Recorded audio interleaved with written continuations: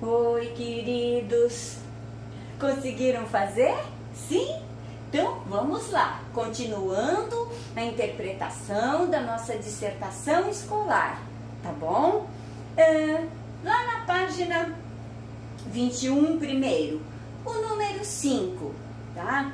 Pede para que você associe os argumentos dos opositores, ou seja, daquelas pessoas que eram contra o projeto da prefeitura de criar uma praça, né, de melhorar a Avenida Rio Branco, tá? E os contra-argumentos da autora, que era a favor da criação, certo? Tá? Então ela diz assim: o trânsito vai ficar muito intenso e provocar acidentes graves, tá? A avenida perderá a sua tranquilidade por causa do barulho.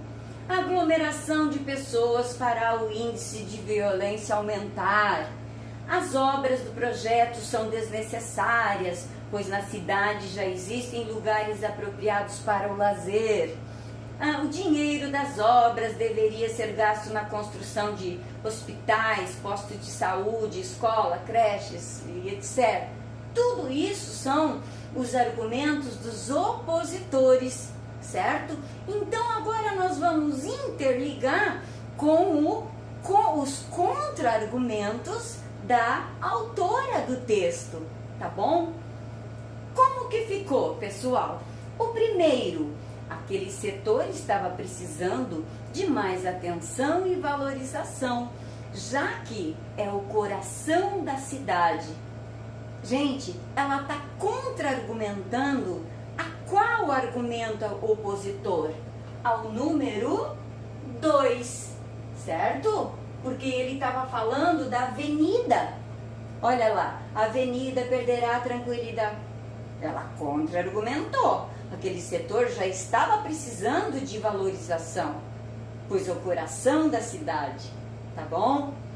No segundo contra-argumento, ela diz assim: essas obras irão atrair muitos turistas e oferecer emprego a muita gente. Ela contra-argumentou o que era o argumento de número 4, que a gente acabou de ler, tá bom?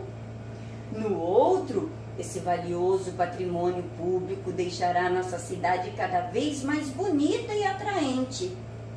Ela novamente contra-argumentou o que disse o argumento: as obras do projeto são desnecessárias, pois a cidade existe em outros lugares para elas.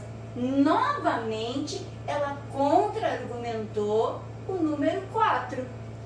Viu só? No outro, onde ela diz assim: aquele espaço estava sendo entregue aos marginais e servindo de depósito de lixo, dando a impressão de uma cidade feia e mal cuidada. Ela contra-argumentou novamente o que foi dito lá no argumento do opositor 2, tá bom? E na última contra-argumentação, ela diz assim: com tantas formas de lazer e entretenimento, não haverá espaço para a violência. Ela contra-argumentou aquele que disse que a aglomeração de pessoas fará o índice de violência aumentar. Então, ela contra-argumentou o argumento de número 3. Ok? Vai dizer: prof, mas ficou algum sem? Já vamos ver o porquê. Veja na pergunta A. Há algum argumento que não recebeu contra-argumentação? Se é uma pergunta, então vai responder sim ou não. Tá? Então, sim. Quais deles, pessoal? O primeiro e o quinto.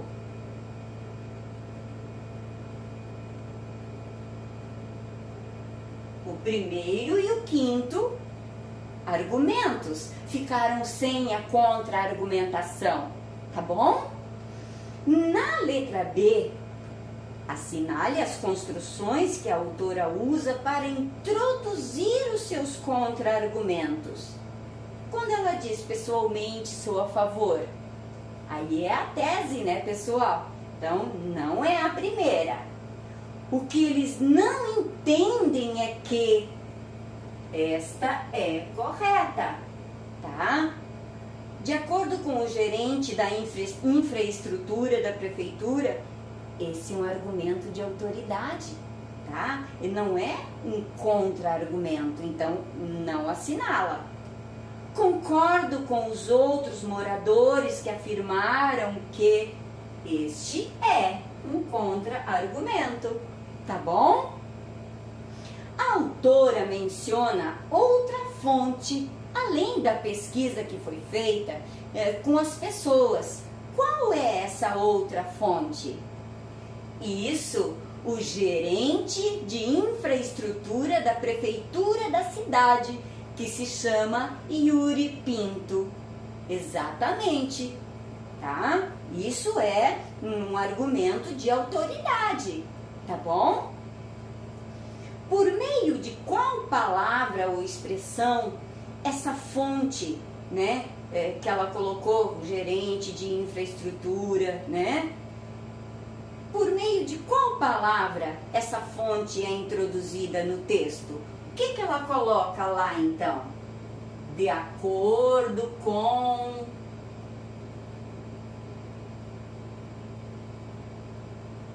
Gente, todas essas palavrinhas, essas expressões são importantes na hora de você construir o seu texto dissertativo, tá bom?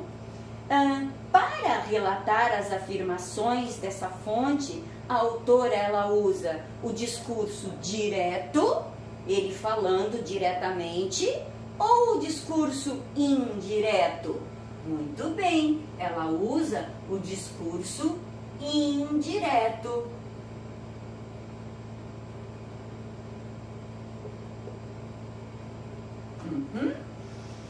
Vamos analisar a maneira como os parágrafos estão relacionados. Faça as atividades a seguir. A. No início do terceiro parágrafo, a autora escreve: entretanto, nem todos pensam assim. Assinale quais são as afirmativas corretas. A conjunção entretanto, ela indica o que, pessoal? Exatamente, ela é adversativa, neste caso, tá? Porque ela estabelece uma oposição, certo? Então, ela é adversativa, estabelecendo uma oposição, tá? A segunda e a quarta alternativas, então, tá bom?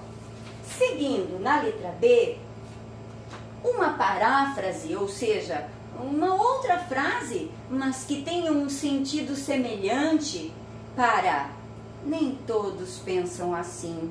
Seria o quê? Nem todos pensam o oposto do que eu penso? Ou nem todos pensam do mesmo modo que eu? Exatamente, a segunda opção poderia ser uma paráfrase, né? Um mesmo sentido, um sentido semelhante em outra oração, tá bom? Justifique o emprego da conjunção porém no início do quinto parágrafo, tá? Gente, o porém, ele é o quê? Uma conjunção adversativa, tá? Pode colocar lá. É uma conjunção adversativa que indica o quê? Uma oposição também, tá bom? Uma contrariedade, oposição. Letra D. A conjunção por isso, no início do sexto parágrafo, o que remete? Remete-se ao parágrafo anterior no qual a autora explicita um dos seus argumentos a favor do projeto? Sim, exatamente, tá? E diz, introduz um assunto novo, ela não poderia ter usado por isso. Isso refere-se a algo que já foi dito, tá bom? Letra E.